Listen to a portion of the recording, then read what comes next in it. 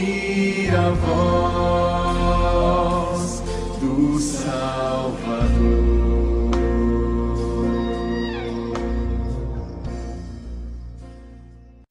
Hoje é aquele dia que a gente vai ler a Bíblia devocionalmente, que é sem a profundidade, é aquele dia que a gente abre o coração para ouvir Deus falando na simplicidade do texto.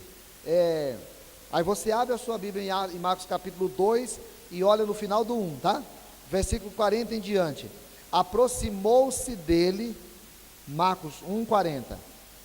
Aproximou-se dele um leproso, rogando-lhe de joelhos: se quiseres, podes purificar-me. Jesus, profundamente compadecido, estendeu a mão, tocou-o e disse-lhe: quero, fica limpo.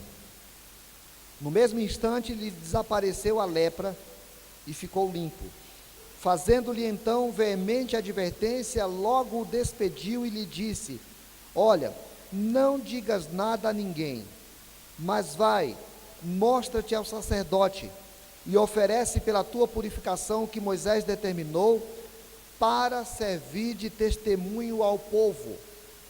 Mas tendo ele saído, entrou a propalar muitas coisas e a divulgar a notícia, a ponto de não mais poder Jesus entrar publicamente em qualquer cidade, mas permanecia fora, em lugares ermos, e de toda parte vinham ter com ele.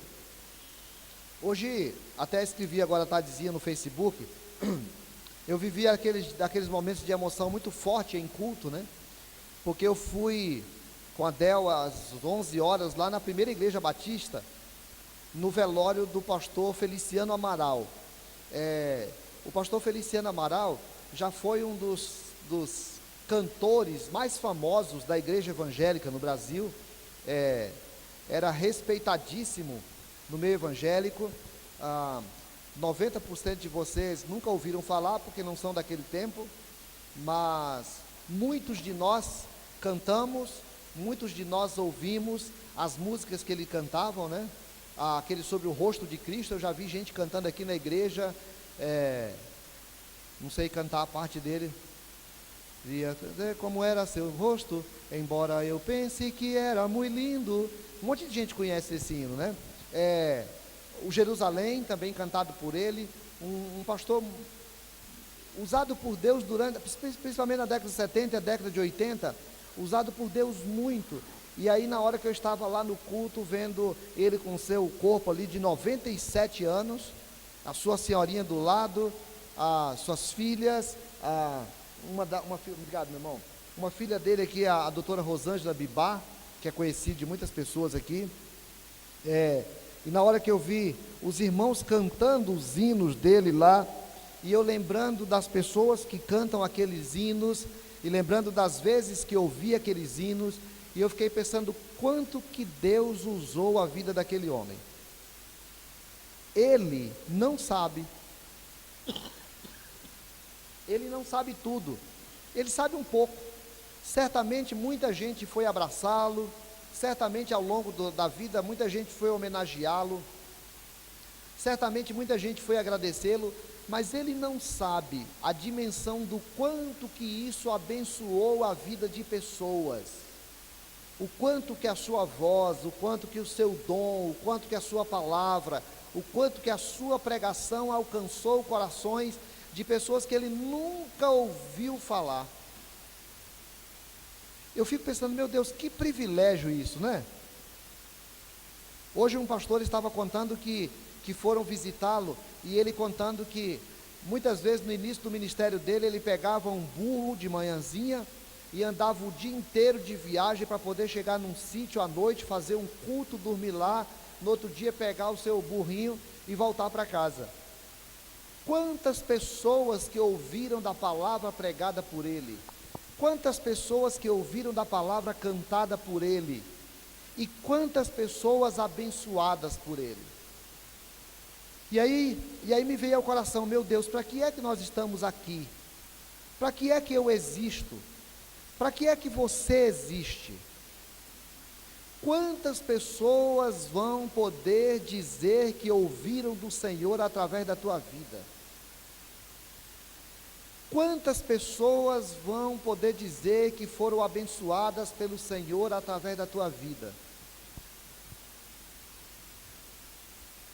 Quantas pessoas vão poder dizer que de alguma maneira um dia sentiram da presença de Deus na vida dele através de você?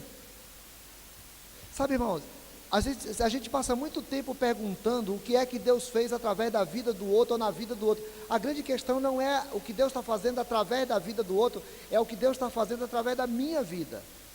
O que é que Deus está fazendo através da minha vida? Aqui nós temos uma história. Jesus estava no início do seu ministério. A gente vem acompanhando aqui na sequência essas histórias a respeito de Jesus. Vimos lá o batismo, depois vimos a tentação, depois vimos Jesus chamando os discípulos. Agora a gente olha aqui em Marcos. Marcos coloca essa história um pouco antes de onde Lucas coloca, por exemplo. Mas aqui nessa história a gente tem essas historinhas simples do Evangelho. E eu queria que a gente pudesse pensar sobre essa ação divina em favor do testemunho. Ação divina em favor do testemunho. Sabe por quê? Porque nós somos mestres em pedir que Deus faça alguma coisa para nós. A gente está sempre orando, e a gente está sempre pedindo. Tem sempre uma bênção que nós pedimos para Deus, mas nem sempre a gente para poder explicar para Deus para que é a bênção que nós estamos pedindo. Deus, abençoa e dá saúde para minha filha, para quê? Deus, abençoa para que eu possa comprar esse carro, para quê? Deus, abençoa para que eu possa ter um bom dia de trabalho, para quê? Senhor, abençoa para que essa propriedade que eu comprei agora, ela possa dar tudo muito certo, para quê? Senhor, abençoa para casar. Deus, eu quero muito casar, me ajuda porque eu quero casar, para quê?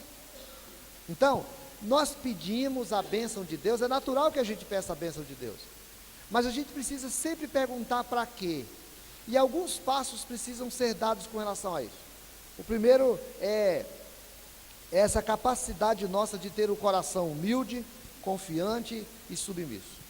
Aquele homem estava leproso. A palavra leproso, a gente tem que tomar sempre um cuidado na Bíblia, porque a palavra leproso era para tudo quanto é doença de pele, que era mais forte naquela época, chamava de lepra. Pelo menos era usado aqui como lepra. Hoje em dia a palavra mais próxima não se usa mais leproso, né? Todas as vezes que a gente vai pregar, a gente prega e chama atenção disso. Essa é uma palavra que não se usa mais hoje. As pessoas que têm hanseníase, não se usa a palavra leproso, tá?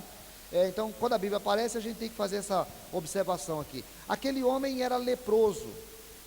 Ele era largado. Ninguém ficava perto dele. A sua família não podia estar perto dele. Ele não podia viver onde as pessoas estavam aglomeradas. Ele era largado para um canto. Às vezes se juntavam em pequenas comunidades de leprosos que ficavam lá para o canto. Algumas pessoas que queriam dar alguma coisa para eles, iam lá e deixavam a comida, largavam em algum lugar, e eles ficavam por ali. Eles não tinham condição de estar com as outras pessoas. Eles não tinham nenhuma autorização para estar com outras pessoas. Eles eram proibidos de ficar com as pessoas. E aí eu gosto de parar para pensar nisso. Sabe por quê, irmãos? Porque é muito importante que a gente pare para lembrar disso quando a gente vai se colocar diante de Deus. Lembra quando a Bíblia fala daquele pecador e do publicano? Aliás, do fariseu e do publicano? O fariseu era aquele homem muito religioso, que se achava muito importante para Deus, e ele chegava no templo, sentava lá na frente, arrumava um lugar, e ele estava lá adorando a Deus de mãos erguidas. E aí entra o publicano. O publicano é aquele que não se sente em condição de estar com todo mundo. É aquele que se sente envergonhado de estar na presença do outro. É aquele que olha para dentro de si e ele não tem condição de estar com o outro, ele fica lá para um cantinho, e muito menos de falar com Deus, enquanto um ergue os olhos e as mãos para poder falar com Deus. O publicano estava lá de cabecinha baixa e dizendo assim: ó Deus, sê propício a mim, porque eu sou pecador. O religioso, ele vai dizer: ó Deus Todo-Poderoso, Deus de Abraão, de Isaac, de Jacó. Ele tem as fórmulas, ele sabe dizer, ele faz oração bonita, ele floreia, ele faz um monte de coisa, e aí ele diz assim: eu não sou como esse publicano que está ali. E o publicaninho está lá de cabeça baixa dizendo: ó Deus, sê propício a mim que sou pecador. E a Bíblia diz que aquele desceu justificado, aquele desceu considerado justo por Deus, não porque ele era justo, é porque Deus o amou e o recebeu a partir da sua humildade. Ali estava um leproso, eu não tenho condição de estar diante dos outros. Jesus não era tão famoso ainda, mas ele chega lá, se ajoelha. Nós não temos esse costume também aqui, mas no Oriente, uma pessoa se ajoelhar é esse sentido de humilhação, é esse sentido de colocar-se abaixo, é esse sentido de dizer: eu tiro toda a minha dignidade diante da tua dignidade. Ele se ajoelha diante de Jesus, humilhação.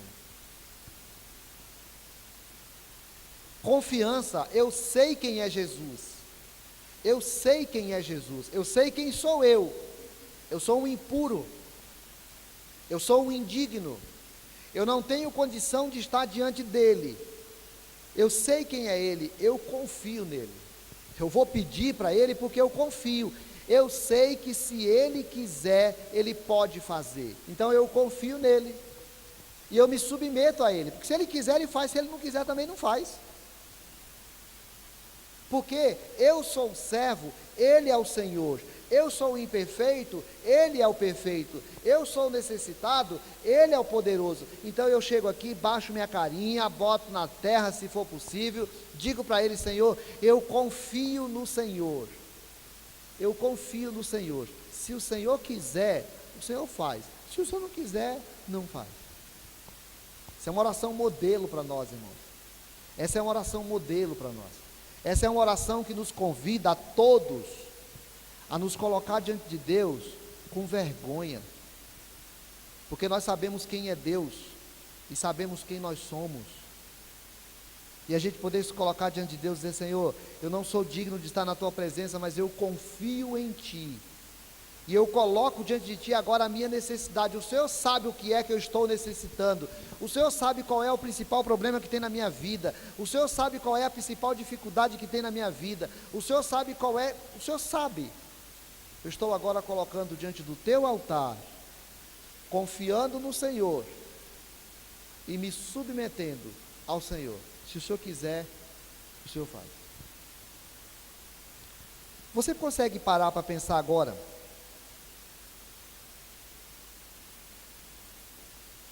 Como é que está você? Eu sei que é fácil a gente parar para pensar como é que está o outro, mas a pergunta agora nessa não é: como é que está você?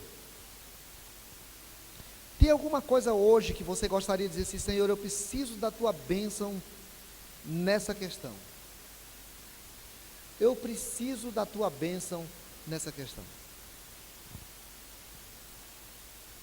O Senhor sabe que eu não mereço, porque ninguém merece, mas eu preciso da tua bênção nessa questão. E eu quero que o Senhor faça exatamente aquilo que for da tua vontade, porque se o Senhor quiser, vai ser assim, e se o Senhor não quiser, não vai ser assim, porque eu estou confiando em ti. Segunda coisa, a palavra de Jesus, ela é sempre a palavra de abençoar segundo a sua vontade.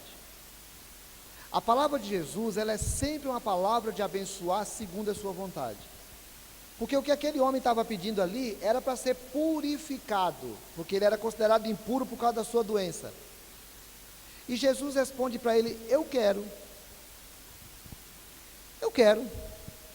eu estou com vontade, é do meu plano te abençoar, é do meu plano colocar a mão sobre você agora, é do meu plano purificar você agora. Eu sei que essa é a tua necessidade, eu sei que você está aqui humilhado na minha presença, e é da minha vontade abençoar você agora. Lembra daquele homem que chegou para Jesus e tinha um empregado dele doente, e ele diz assim: Senhor, se o Senhor mandar, o meu empregado vai ser purificado. Lembra daquela mulher que ficou lá embaixo querendo algumas coisinhas, e aí Jesus diz assim, mas isso não é para vocês, e ela diz assim, mas os cães comem debaixo da mesa, e Jesus diz assim, olha, nem em Israel eu vi tamanha fé, porque se tem uma coisa que enoja o coração de Deus, é a arrogância humana. Se tem uma coisa que enoja o coração de Deus, é a arrogância humana. E se tem uma coisa que toca profundamente o coração de Deus, é a humilhação da criatura. Humilhai-vos, pois, sob a poderosa mão de Deus, e Ele em tempo oportuno vos exaltará. Jesus diz, eu quero abençoar você, eu quero te purificar, eu quero dar a bênção que você está pedindo. Você veio aqui humildemente pedir, você veio aqui confiantemente pedir, e você está pedindo algo que eu tenho vontade de fazer na tua vida, então eu vou fazer na tua vida. E a Bíblia diz que ele ficou imediatamente curado. Uma vez eu preguei numa igreja, faz anos isso, muitos anos, e eu preguei um sermão evangelístico e tinha uma cura de Jesus, e aí um irmão de cadeira de roda saiu de lá e chorando, ele falou para mim, Senhor pastor, pena que hoje em dia ele não quer me curar, né? Eu disse, uma pena, porque se eu pudesse, eu também o curaria, mas o curar é de Deus, o resolver é de Deus, o responder é de Deus, quando Deus quiser, se Ele quiser. Deus nunca vai não querer aquilo que a palavra dele quer para nós, mas nós nunca vamos exigir de Deus que Deus faça aquilo que não é vontade dele para nós.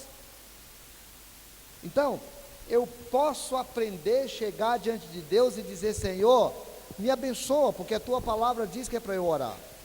Eu tenho usado uma expressão, que é assim, a vontade de Deus está aqui, eu estou aqui. A oração é uma forma de eu pegar a minha vida e colocar-me embaixo da vontade de Deus. Quanto mais eu orar, mais eu venho para baixo da vontade de Deus. Cuidado para não imaginar que é assim, Senhor, eu quero, o Senhor sabe, eu dei oferta, eu sou dizimista, eu sou membro da igreja, eu nem pequei muito hoje, enfim, eu sou uma pessoa que ajuda o pobre, eu dei aquela oferta, agora o Senhor precisa me abençoar, o Senhor queria fazer isso, mas eu hoje estou determinando que o Senhor venha para cá, para poder fazer a minha vontade. Não, é o contrário, Deus está com a sua vontade estabelecida, e eu estou aqui de cabecinha baixa, humilhado, fragilizado, diante do Senhor, dizendo, Senhor, se o Senhor quiser, o Senhor pode me purificar, e o Senhor vai me trazendo, quanto mais eu oro, quanto mais eu busco, o Senhor vai me trazendo para a vontade dEle, e se a vontade dEle coincidiu com a minha vontade naquele tempo, quando eu estava orando, que bom, e se a vontade dEle não coincidir com a minha vontade, que bom. Deus, eu quero muito casar com essa pessoa, eu quero muito casar com essa pessoa, e aí a pessoa morre.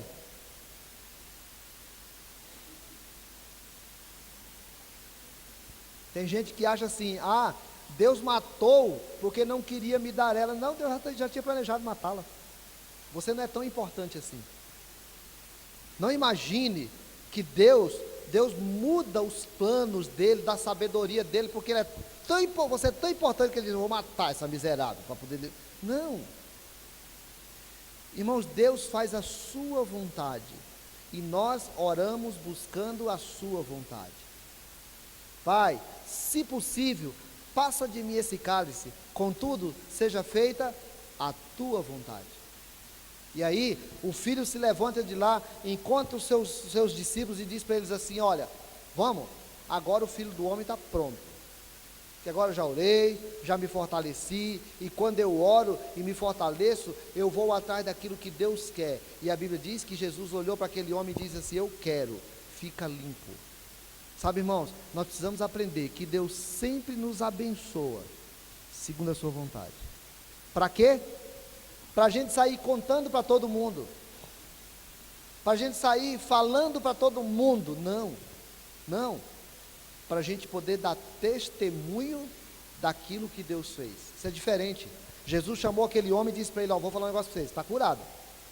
Agora, eu não quero que você saia por aí contando para as pessoas. Sabe por quê? Jesus não fala aqui, mas o texto deixa claro para a gente.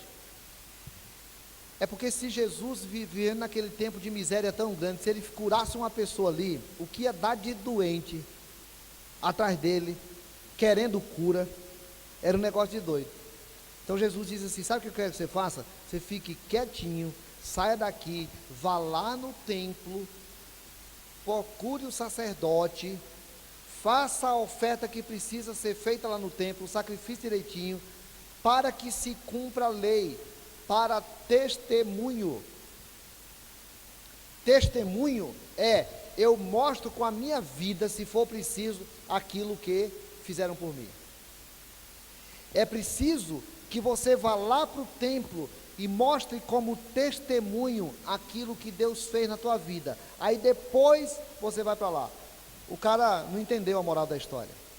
Ele saiu contando para todo mundo, coitado. Ele estava tão feliz, ele estava tão contente, porque aquilo que Deus fizera na vida dele naquele dia foi um negócio excepcional. Primeiro, Deus curou a sua vida física. Ele não tinha mais doença física. Deus curou a sua vida emocional. Ele agora não precisava mais ficar com vergonha. Ele agora não precisava ficar mais entristecido.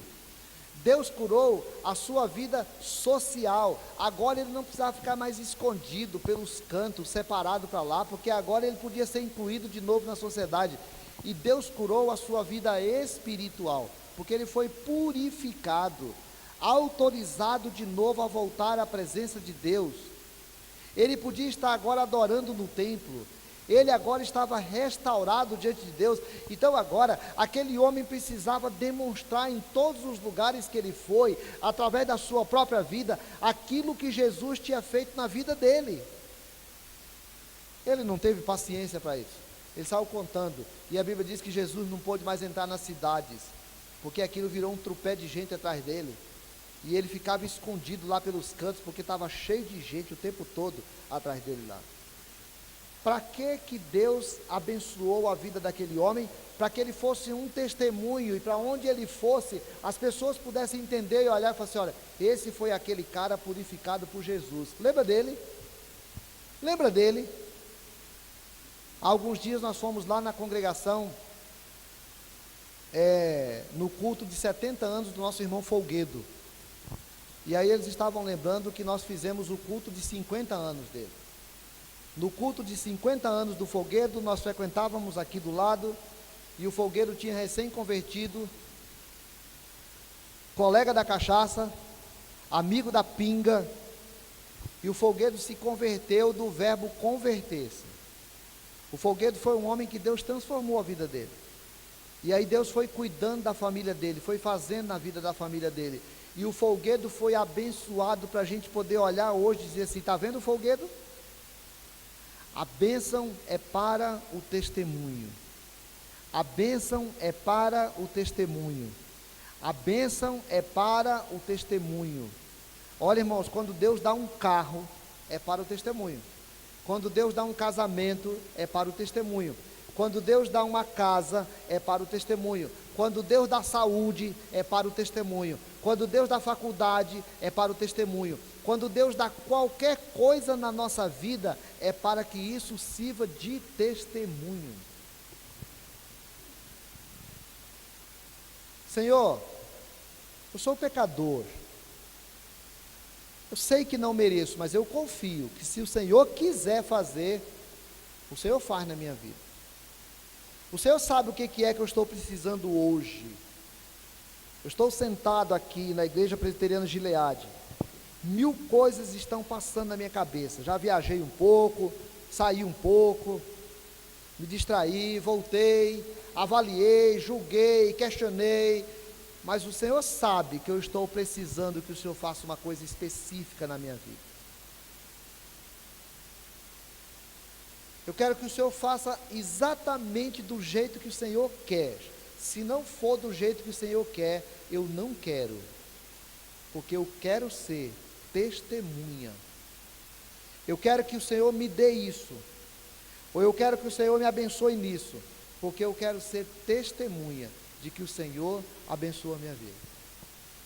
O pastor, que nós fomos lá no velório dele, morreu como testemunha.